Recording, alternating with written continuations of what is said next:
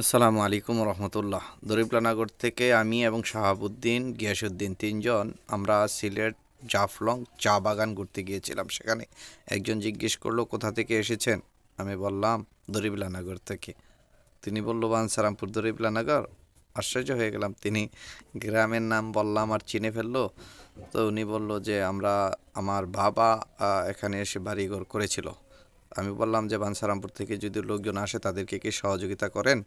হ্যাঁ, আমার বাড়িতে নিয়ে খাওয়া দাওয়া করে পুরো সিলেট ঘুরিয়ে দেখানোর চেষ্টা করি।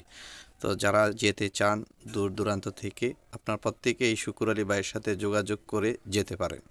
কদমতলি চিনি, ফাইরা খান দিয়ে চিনি, কলা খান দিয়ে চিনি, বাহান্নগর মোড় চাইতে তো সবই আমরা যাতায়াত। মাশাআল্লাহ। তারপরে আপনি গনিশা, গণেশও যাই, বসে তারপরে কলা খান দিয়ে যাই, কান্দুসা। কান্দুসাও যাই।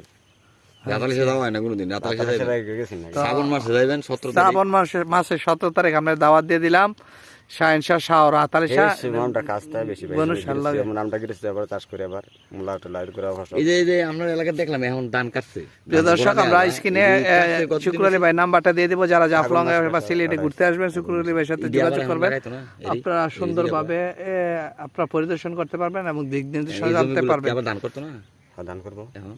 এটা আবার শ্রাবণ ভাদ্র মাসে গিয়ে করবো। আমরা তো এই সিজনে